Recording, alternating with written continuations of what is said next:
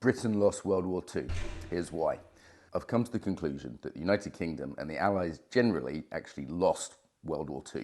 I think there's 4 reasons for this, and I mean this almost literally. So certainly they essentially lost it for reasons I'll get into, and very close to kind of literally lost it. As we've just had VE Day, supposedly, I'd call it more DE Day, Defeat in Europe Day, and D is also the word for D is also short for German. I thought it'd be a good time to make this video. This video is going to be pretty controversial. It's going to upset a lot of people. I hope, though, that you'll see it's grounded in facts. World War II is particularly relevant to us. It's the moral origin story of our culture, and it still influences us in massive ways. So if you're interested in psychology, philosophy, certainly politics today, this is well worth looking at. It's also true because it's the moral origin story, we're coming up to some taboos. So buckle up. All right, let's just start with a straightforward, what were the aims for Britain in World War II, and to a lesser extent the Allies. But I'll start with the UK. So I just put this into ChatGPT. I said, what were Britain's aims in World War II? Stop German domination of Europe. Okay, so the Germans dominate Europe.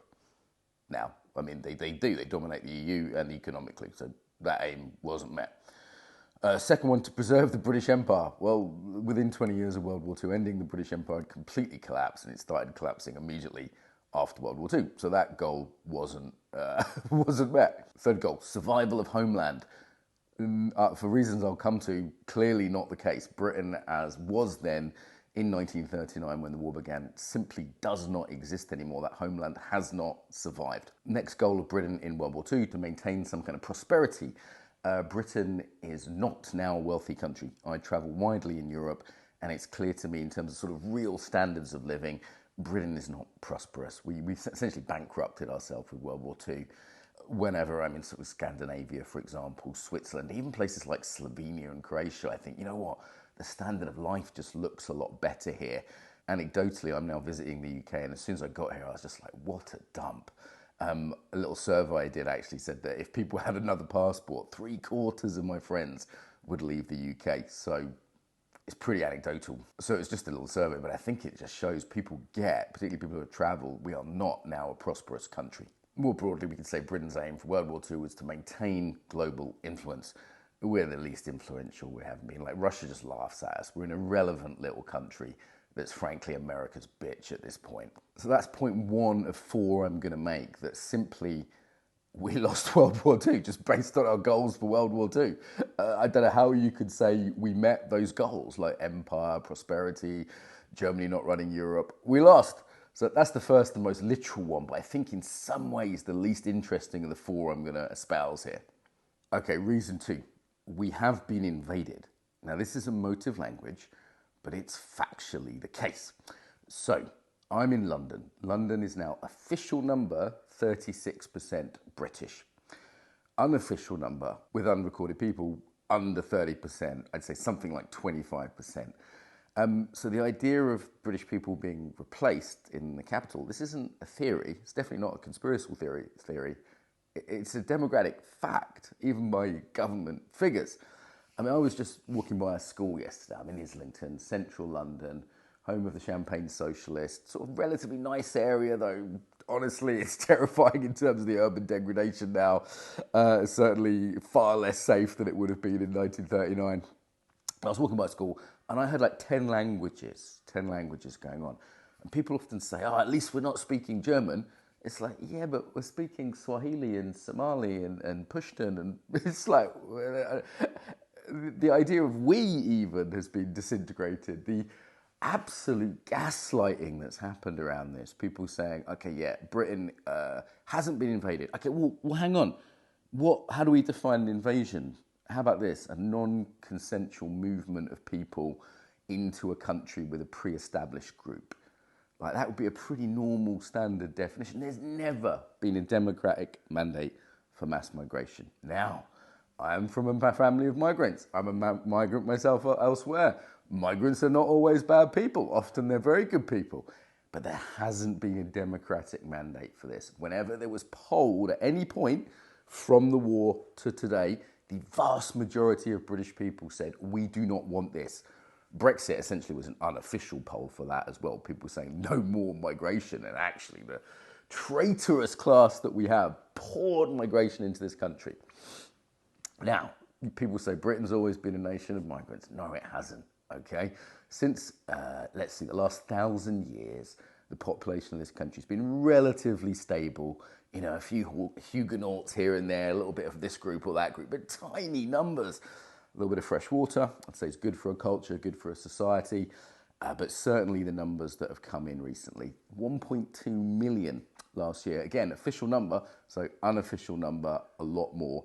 Completely unsustainable. This is an invasion. People don't want it. There are negative consequences economically, socially, in terms of crime, etc. Don't need to talk about the gangs in the north of England, for example. Finally has made the news because we have a traitorous media class that pretend this isn't happening. Then they say, well, it is happening, but it's a good thing. And then they say, yeah, it is happening. It's inevitable anyway. There's nothing you can do about it. And because of this continuous harking back, this hypervigilance, we call it in the trauma world, to World War II, the narrative is anyone who objects to this is, I can't say it because it's YouTube, which says something, a mid-20th century German. That's what you are if you object to this, even though just normal people object to it. The worst thing you can be in our culture is a racist. Why is that the worst thing? I don't think it's a good thing, calm down. But why is it the worst thing? Why has that culturally been made the worst possible thing? Because the hypervigilance from World War II, and one could get more conspiratorial about this, the support that exists, particularly from global finance, for the mass movement of people. So this is actually a leftist analysis rather than people saying, yeah, everything's far right now, right? Why is everything far right? Because World War II said that this is what's too far right, but we didn't say what's too far left. Which way around is it? Okay, we didn't say which way is too far left. So what you have when you define one side of things as bad, it's literally, this is what defines evil, World War II, right? It is a constant creep the other way. A part of that is what the right does well is boundaries. What the left does well is acceptance, right? It's kind of masculine, feminine, yin and yang. So if you say all boundaries are bad, because the right defines what is bad. The Soviets didn't define what was evil, even though they were just as evil as the mid-20th century Germans. Yeah, I can say Soviet on YouTube. And certainly the Japanese did terrible things in World War II, yet they don't define what's evil. What defines it is the mid-20th century Germans, a moustache man. I feel so silly saying these things. And what that means is culture slid further and further left. I'll come back to that one. But one of the main things we've lost is a sense of boundaries. One of those boundaries is the idea that a people get to say who live in their country. This is a total normal idea. I'm in a house right now. I get to say who's in my house. You get to say who's in your body. Boundaries are normal things. Yet they've been defined as wrong. Generous answer, generous explanation because of the hypervigilance. Post-World War II, the defining morality in only one way. Less generous answer that global capital wants people it can move around to keep rents high and payroll down. So I don't think migrants are bad people in and of themselves. My own family are migrants. My granddad fought in World War II in order to earn the right to settle here. So I think he earned his place, not necessarily people do now. It's not the people. People just want a better life, right? People can be good or bad people wherever. But there is a traitorous class, I think economically motivated and culturally motivated on the left too, who have allowed a complete invasion of the UK. Invasion is the right word. People are not consenting to this. People have a right to their homeland. The indigenous people of a country have rights. We would acknowledge this in any other place. I think rightly we look back on crimes and say, you know what, the indigenous people there were wiped out. People were invaded, colonized. How is this different? Britain will be majority non-native by 2050, non-Indigenous majority by 2050, according to independent surveys. This isn't a crazy conspiracy theory. I mean, the fact that the top baby's name in the UK is Mohammed, it's kind of obvious. You walk by a primary school, it's completely obvious. Most of the kids there aren't of British nationality. And again, the gaslighting around that, they're saying that Britain being British doesn't exist. You can do Britain face. Anyone who says they're British is British. A passport makes you British. A passport's just a bit of paper. It doesn't make you British. It's completely ridiculous. Finally, this conversation is being had belatedly to our grandparents, great-grandparents around the time of World War II, this would have been completely obvious, completely obvious. The way I present it to some of my liberal friends is this: do Japanese people have a right to Japan? If you went to Tokyo and it was only 30% Japanese, wouldn't you find that a bit odd at the very least, and actually morally wrong if Japanese people had been against that movement of people into Japan? By the way, in Japan, this isn't a question. Japanese people are like, we're Japanese, this is our country. They didn't have the kind of post-World War II guilt that a lot of European nations have been forced upon them. So we absolutely have been invaded. That is the right word. Again, it doesn't mean we have to be violent or horrible to anyone who was personally involved in that. I think particularly the traitorous class of people who have encouraged and allowed it, especially from sort of Blair's time onwards when the numbers really hiked up, including the Conservative Party. You know, rich people in the UK want this because it keeps, again, rents up, wages down, makes unionisation a lot harder. There's a leftist case against it. There's even an environmental case against it. But World War II has defined the culture to say any kind of sense of healthy boundaries or healthy nationalism is wrong. And it's indoctrinated really a kind of self-hatred in people, which I'll come to. I mean, let me just ask you this. Had the mid-20th century Germans invaded, how would it be worse? I mean, they didn't actually hate the British. Moustache Man actually had a certain affinity for the British. It probably would have been like the invasion, the occupation of France, for example. Sort of not pleasant, not desirable. But would they have torn down all the beautiful buildings? That's something that's happened in the UK. Would they have done what we've done to our own economy? Would they have flooded the country with people with very different values? Forget about skin colour, it's more about values. Would it have been worse had Operation Sea Lion happened and the Germans somehow managed to get across the channel? Would it have been worse? Like, that's a question we don't ask. Here's another way of looking at it. Would anyone in the UK fight for the UK now? I mean, there's surveys, you can see the YouTube's done. Young people are like, no. A lot of young people now are like, no, because my parents are from Pakistan and I don't have any allegiance to this country. What are you talking about? There isn't that same allegiance. And there's also a moral decay that I'll come on to. So the idea here is not just that we've been invaded, but our spirit has also been utterly broken. Okay, third way we lost the war. We are effectively an authoritarian state now. Now, I'm not going to say a fascist state, because again, this is overused, because of this constant fighting for the moral ground of World War II. Everyone's like, you're a fascist, you're far right, no, you're far right. So it's not fascism, because that word actually means something. You can look it up, it's from the Italians onwards. But we are in many ways authoritarian. We don't have freedom of speech. I could get in serious trouble for this video, which is factually based, it's opinion based.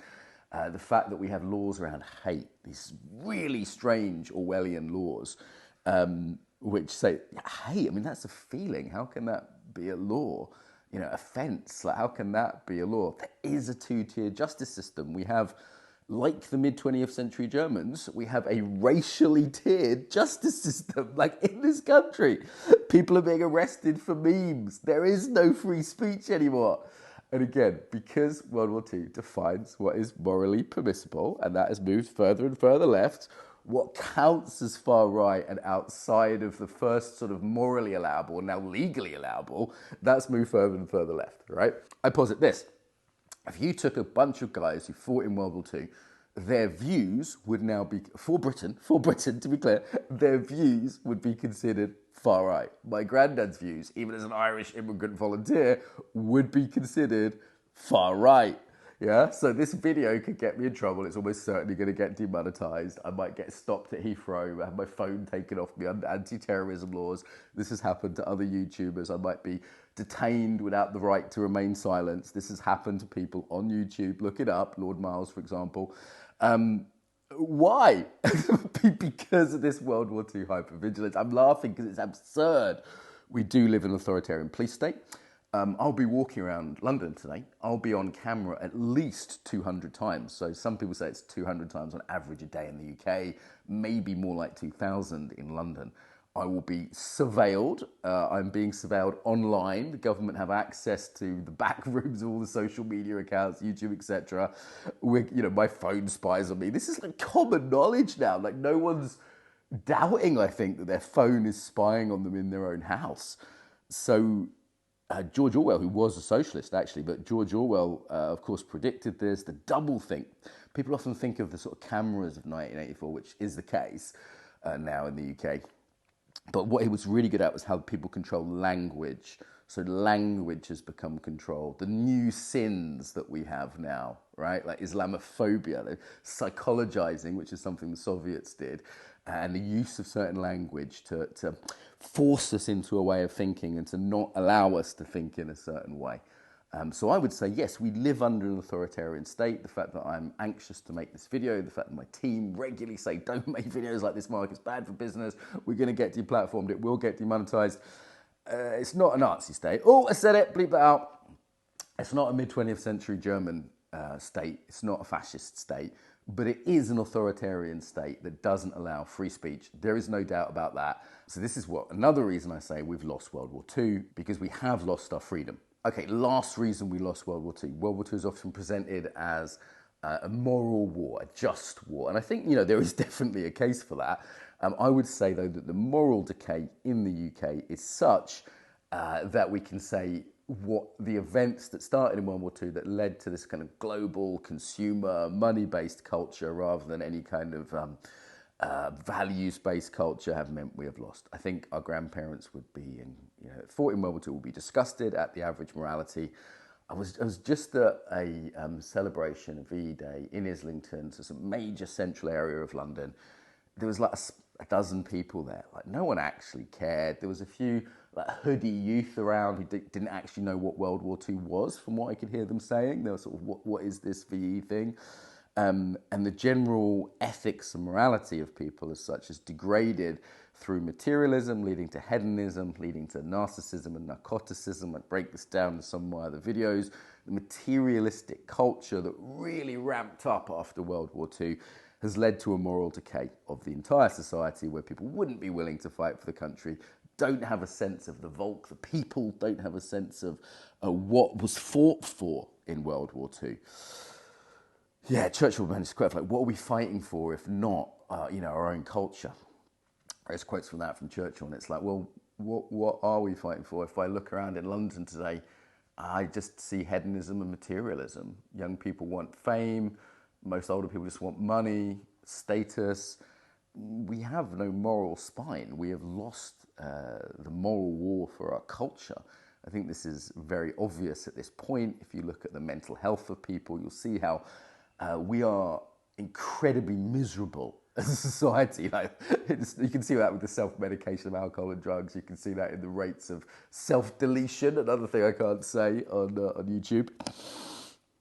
See, I'd say there's a strong case that we've lost the moral war, and that started with what happened after World War II. Another aspect of this, of course, is that our institutions, starting with the universities, now all the mainstream institutions, we actually lost World War II to the Soviets, right? We lost World War II to communism 2.0.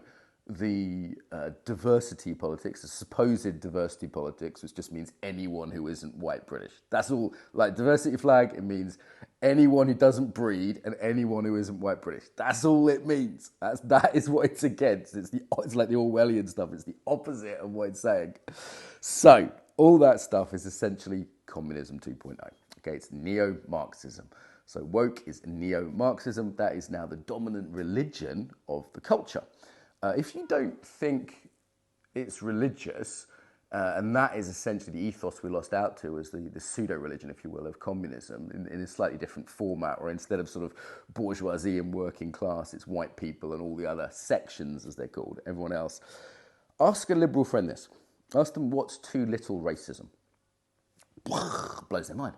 Because of World War II defining the narrative. Now, any virtue becomes a vice in big enough form, right?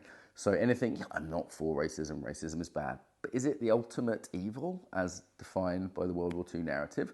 Problem with that is you start getting into, not first diminishing returns, there's a sort of supply and demand issue others have pointed out with anti-racism, and eventually a racism against oneself, eventually sort of the witch hunts around that, the lack of boundaries, the lack of borders, the lack of national pride, and a form of self-hatred. If you ask the average guy in Islington, who the low testosterone, poisoned, modern, kind of camp male of East London and North London, if you ask them what's great about Britain, you'll get a sarcastic response. You wouldn't have from my granddad or the soldiers he fought with in World War II. You'll get the sarcastic response of guilt and self-hatred. They'll say, colonialism and racism. a kind of self-hatred develops. And I think that is hugely unhealthy psychologically. So World War II was the founding mythos of modern international money power liberal culture. So liberal, I don't just mean left wing, that we do have this communist philosophy. I mean the money power liberality of godlessness, of landlessness, of lack of community, of lack of soul. This is why we actually lost World War II.